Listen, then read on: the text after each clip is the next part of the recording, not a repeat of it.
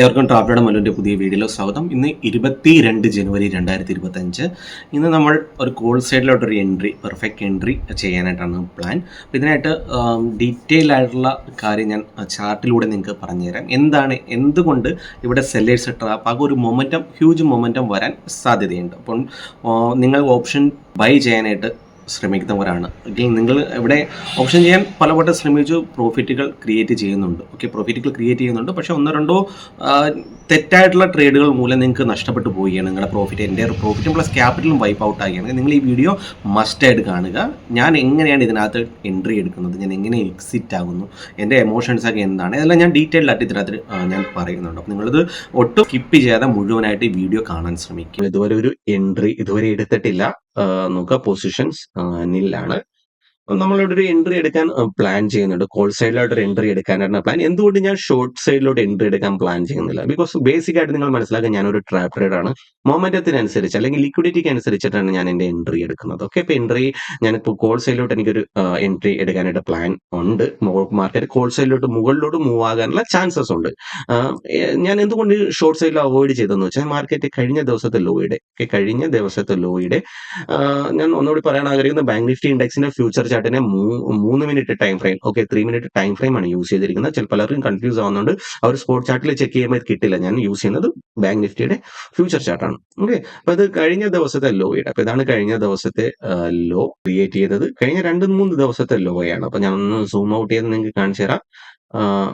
അതിന് മുന്നത്തെ ഇപ്പൊ ലാസ്റ്റ് ഈ ഒരു സിങ് ഒരു ഇമ്പോർട്ടന്റ് ആയിട്ടുള്ള സിങ് ആയിരുന്നു. അപ്പൊ മാർക്കറ്റ് ഇന്ന് ആ ഒരു സിങ്ങിനെ നോക്കുക. അപ്പൊ ഇന്ന് ആ ഒരു സിങ്ങിനെ ബ്രേക്ക് ചെയ്തത് റിവേഴ്സിൽ പോയി. ഓക്കെ, ഇവിടെ ഈ ഏരിയയിൽ ബ്രേക്ക് ചെയ്തത് റിവേഴ്സിൽ പോയി. പക്ഷെ റിവേഴ്സിൽ പോയതിനു ശേഷം മാർക്കറ്റ് കണ്ടിന്യൂവേഷൻ ആയിട്ട് അങ്ങ് മൂവ് ആകായിരുന്നു. അപ്പൊ ഈ ഏരിയയിലൊന്നും തീർത്തും വോളിയം ഇല്ല. അപ്പൊ ഈ ഏരിയയിലൊക്കെ എന്താണ് തീർത്തും വോളിയം ആ സമയത്ത് ഇല്ല. അപ്പൊ അതുകൊണ്ടാണ് ഞാൻ ഈ ഏരിയയിൽ നിന്ന് റിവേഴ്സ് പോകാഞ്ഞത്. ബിക്കോസ് അതിന് താഴെ ഒരു ലിക്വിഡിറ്റി ഏരിയ ഉണ്ട്.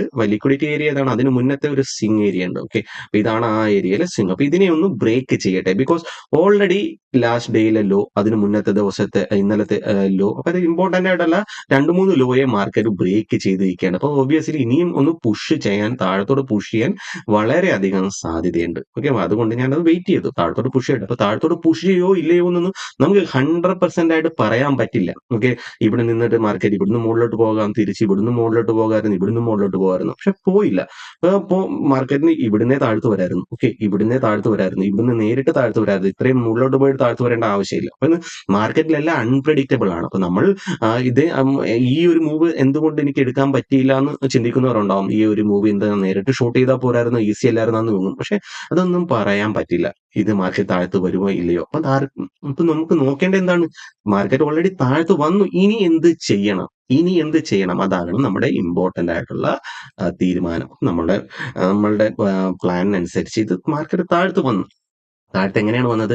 ഇവിടെ വന്നു. കഴിഞ്ഞ ദിവസത്തെ ലോയുടെ താഴെ ഓക്കെ മാർക്കറ്റ് നിൽക്കുകയാണ്. അപ്പൊ കഴിഞ്ഞ ദിവസത്തെ ലോയ്ക്ക് താഴെ മാർക്കറ്റ് സസ്റ്റെയിൻ ചെയ്തു. അതിന്റെ ബ്രേക്ക് ഡൗൺ തന്നു. ഇമ്പോർട്ടന്റ് ആയിട്ടുള്ള എല്ലാ സ്റ്റോപ്പ് ലോസസിനെ ഹണ്ട് ചെയ്തു. അപ്പൊ ഞാൻ ഈ 48,500 48,500 ഞാൻ പറഞ്ഞു.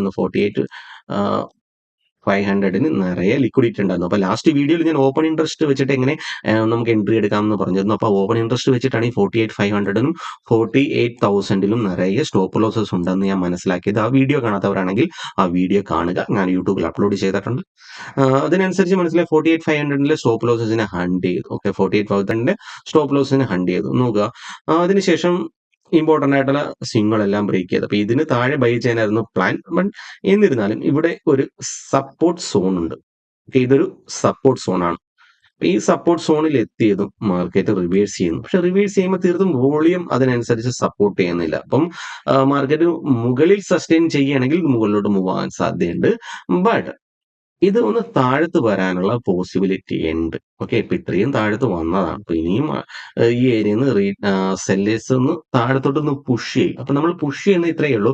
ഈ ഒരു സപ്പോർട്ടിനെ ഇതേപോലെ ഒന്ന് ബ്രേക്ക് ചെയ്യുകയാണെങ്കിൽ, ഇത്രയും വലിയ ക്യാൻഡിലാണ്, ഏകദേശം ഈ ഒരു ഏരിയയിലേക്ക് ഇത് റിജക്ട് ചെയ്യണം. മുകളിൽ അതായത് ബ്രേക്ക് ചെയ്യുന്നു, താഴത്ത് നിന്ന് മേളിലോട്ട് നല്ല രീതിയിൽ റിജക്ട് ചെയ്യുകയാണെങ്കിൽ ഞാൻ ഈ ഏരിയയിൽ നിന്ന് ബൈ ചെയ്യും. ഇതാണ് എന്റെ ഇപ്പോഴത്തെ പ്ലാൻ. ബിക്കോസ് ഈ ഏരിയയിലെ ലിക്വിഡിറ്റി എല്ലാം ഹണ്ട് ചെയ്തിട്ടുണ്ട്.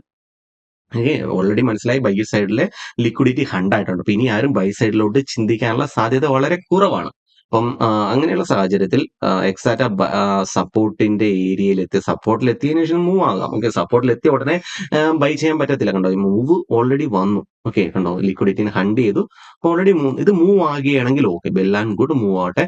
ഇല്ലാന്നുണ്ടെങ്കിൽ ഇത് ഈ മൂവ് ഫെയിൽ ആകുകയാണെങ്കിൽ ഇത് തിരിച്ച് താഴ്ത്തു വരാൻ സാധ്യതയുണ്ട്. ഓക്കെ, അപ്പൊ അങ്ങനെ ഉണ്ടെങ്കിൽ മാത്രം നമ്മൾ ഈ ഏരിയയിൽ നിന്ന് ബൈ ചെയ്യുന്നുള്ളൂ. പിന്നെ നമുക്ക് നോക്കേണ്ടത് ഇമ്പോർട്ടന്റ് ആയിട്ടുള്ള ഒരു കാര്യം ഓപ്പൺ ഇൻട്രസ്റ്റ് ആണ്. ഓക്കെ, ഓപ്പൺ ഇൻട്രസ്റ്റും കൂടി നോക്കാം. നമുക്ക് നിഫ്റ്റി ബാങ്കിന്റെ ഓപ്ഷൻ ചെയിൻ ഓപ്പൺ ചെയ്യാം. ഓക്കെ, കൂടുതൽ ഓപ്പൺ ഇൻട്രസ്റ്റ് ഏത് ഏരിയയിലാണ് നോക്കുക? 49,000 ഗുഡ് സൈഡിൽ ഓപ്പൺ ഇൻട്രസ്റ്റ് ഉണ്ട്. ഓക്കെ, ഈ ഒരു ഏരിയയിൽ 48,500 ആണ്.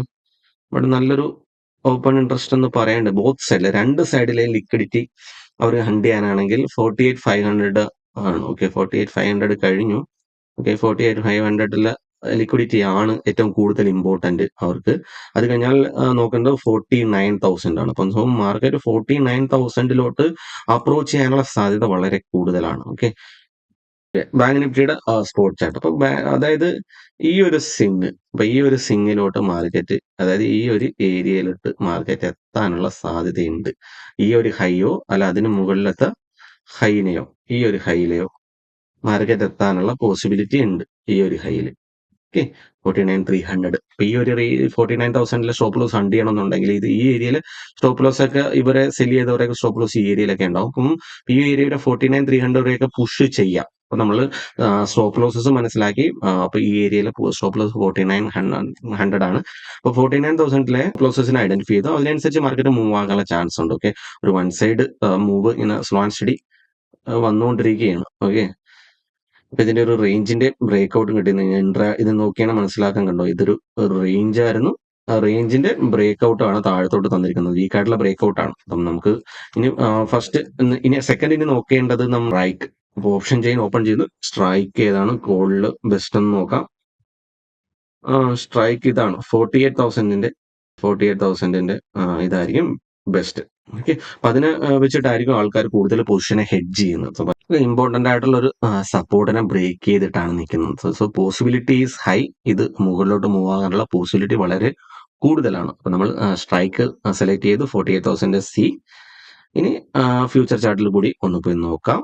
ഓക്കെ, അപ്പൊ ആ ഒരു സ്വിങ്ങിന് താഴെ നോക്കാം. തിരിച്ച് ഇത് ഞാൻ ഈ ബ്ലൂ ലൈൻ മാർക്ക് ചെയ്തിരിക്കുന്നത് അന്നത്തെ സ്വിങ് ആണ്. ആ സ്വിങ്ങിനെ ബ്രേക്ക് ചെയ്യാൻ ശ്രമിക്കുന്നത് ഫെയിൽ ആകുന്നു. പിന്നെ ഈ ഏരിയയിൽ എത്തുന്നു. ഓക്കെ, ഈ ഏരിയയിൽ എത്തുകയാണെങ്കിൽ മേ ബി ഒരു സെല്ലിംഗ് ഉണ്ടാകാം. ഇല്ലാന്നുണ്ടെങ്കിൽ സെല്ല് ചെയ്യുന്ന പോലെ കാണിച്ചിട്ട് മൂവ് ആകാം. ഓക്കെ, ഞാൻ എന്തെങ്കിലും ഈ ഏരിയയിൽ ബൈ ചെയ്യാൻ ഉദ്ദേശിക്കുന്നില്ല. ഈ ഏരിയയിൽ താഴത്തോട്ടൊന്ന് വരട്ടെ, കുറച്ച് ആളുകളെയും കൂടി ഔട്ട് ചെയ്യട്ടെ, അതിനുശേഷം മാത്രമേ ഞാൻ ബൈ ചെയ്യുന്നുള്ളൂ. ഓക്കെ, പ്ലാൻ ചെയ്തതിനനുസരിച്ച് ഞാൻ ഇവിടുന്ന് ഈ ഏരിയയിൽ നിന്ന് ബൈ ചെയ്തു. ഓക്കെ, ഈ ഏരിയയിൽ നിന്ന് ബൈ ചെയ്തു. പൊസിഷൻ ഒന്ന് ആദ്യം കാണിച്ചു തരാം. Position nearly 2.5K. Okay, 761 buy ചെയ്തിട്ടുണ്ട്. 48,000 bank nifty 48,000 CE 60 quantity 761 buy ചെയ്തു. ഇപ്പൊ നിയർലി 40 പോയിന്റ്സ് നമുക്ക് ക്യാച്ച് ചെയ്യാൻ പറ്റി. 2+2000 സംതിങ്ങിലൂടെ പ്രോഫിറ്റ് കാണിക്കുന്നുണ്ട്. ഇതിന് വലിയ റീസൺ ഇപ്പൊ ഈ ഒരു എൻട്രിക്ക് വലിയ ഒരു ലോജിക്, ക്ലിയർ ലോജിക് എനിക്ക് അതായത് മാർക്കറ്റ് ഇവിടെ നിന്ന് ഇങ്ങനെ മൂവ് ആകാം എന്നുള്ളൊരു ലോജിക്ക് എനിക്ക് വന്നത് ഇവിടുത്തെ ഒരു വോളിയം കൺസെപ്റ്റിനനുസരിച്ചാണ്. അപ്പോൾ വോളിയം ട്രാപ്പ് ട്രേഡിങ്ങിലെ മെമ്പർഷിപ്പ് എടുത്തവർക്ക് ഞാൻ ഇതിന്റെ ഡീറ്റെയിൽഡ് ആയിട്ടുള്ള വീഡിയോ ഞാൻ കൊണ്ടുവരുന്നുണ്ട്. ഇതിന്റെ വലിയ കറക്റ്റ് ലോജിക്ക്. അപ്പോൾ വോളിയം എത്ര ഇമ്പോർട്ടന്റ് ആണ് ഇന്നത്തെ ഈ വീഡിയോയിൽ ഞാൻ ഫൈനൽ കൺഫർമേഷൻ വോളിയത്തിലായിരുന്നു. എന്തുകൊണ്ട് ഞാൻ ഈ ഏരിയയിൽ മാർക്കറ്റ് മൂവ് ആവുന്നു, അതിനുശേഷം ഇത് ഇങ്ങനെ പുഷ് ചെയ്യാനുള്ള വളരെയധികം സാധ്യതയുണ്ടെന്ന് പറഞ്ഞത്. അതായത് എക്സാക്ട് സപ്പോർട്ടിലെത്തി അതിനുശേഷം ഇതിങ്ങനെ താഴത്തോട്ട് വരും എന്നുള്ളൊരു കൺഫർമേഷൻ എനിക്ക് ആ വോളിയത്തിനനുസരിച്ച് കിട്ടിയത്. അതിനനുസരിച്ചിട്ടാണ് ഞാൻ ഈ ഏരിയയിൽ എൻട്രി എടുത്തത്. അതിനനുസരിച്ച് ഞാൻ എൻട്രി എടുത്തു.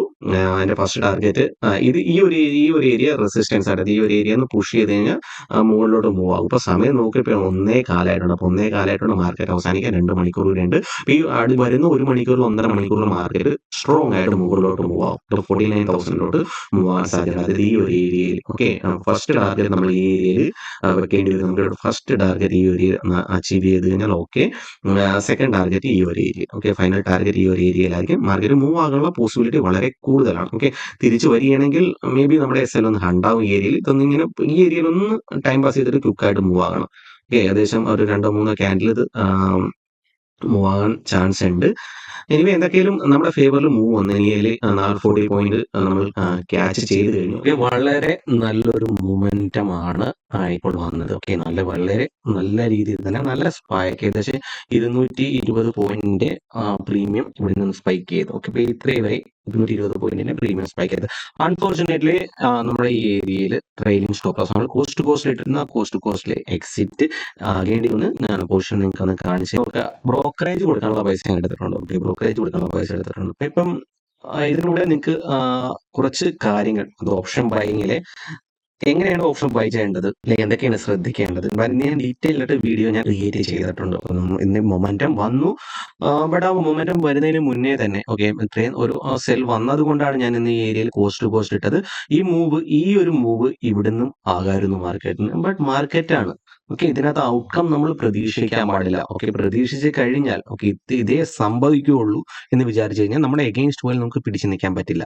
ഓക്കെ, അപ്പോൾ നിങ്ങൾ എൻ്റെ ട്രേഡ് ഞാൻ എങ്ങനെ ട്രേഡ് എടുക്കുന്നു, ആ ട്രേഡിന് പിന്നെ ലോജിക്കുകൾ, അപ്പോൾ ആ ട്രേഡിൽ ഞാൻ എന്തുകൊണ്ട് എക്സിറ്റ് ആയി, ഞാൻ പറഞ്ഞ പോലെ തന്നെ ആ മൊമെൻറ്റം ഓക്കെ കറക്റ്റായിട്ട് വന്നു. ഞാൻ മൊമെൻറ്റം വന്നു, പക്ഷേ അത് എനിക്ക് ക്യാച്ച് ചെയ്യാൻ പറ്റില്ല. ബട്ട് എൻ്റെ ആ ലോജിക്ക്, എൻ്റെ ആ ഡയറക്ഷൻ എങ്ങനെ ശരിയായി, ബിക്കോസ് ഞാനിത് ബാങ്ക് നിഫ്റ്റിയിൽ മാത്രം ട്രേഡ് ചെയ്തത് കൊണ്ടാണ്, ഒരു ഇൻസ്ട്രുമെൻറ്റിൽ മാത്രം കണ്ടിന്യൂ വർഷങ്ങളായിട്ട് ചെയ്തു വന്നുകൊണ്ടാണ് എനിക്ക് ബാങ്ക് നിഫ്റ്റിയുടെ ഈ ഒരു മൂവിനെ എനിക്ക് നേരെ പ്രെഡിക്റ്റ് ചെയ്യാൻ പറ്റിയത്.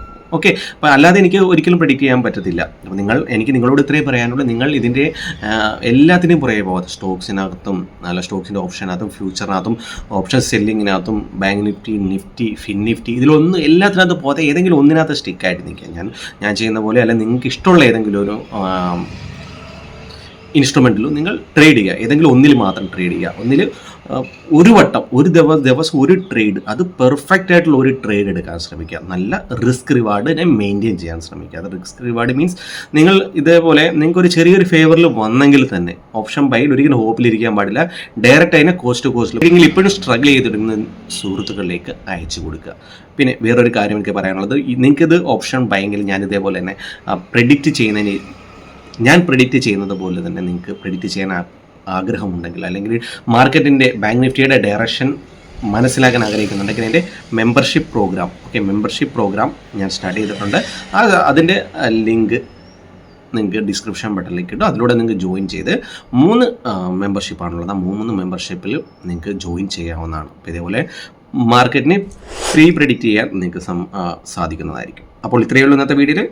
ഏവർക്കും അടുത്ത വീഡിയോയിൽ കാണുവരെ നന്ദി, നമസ്കാരം.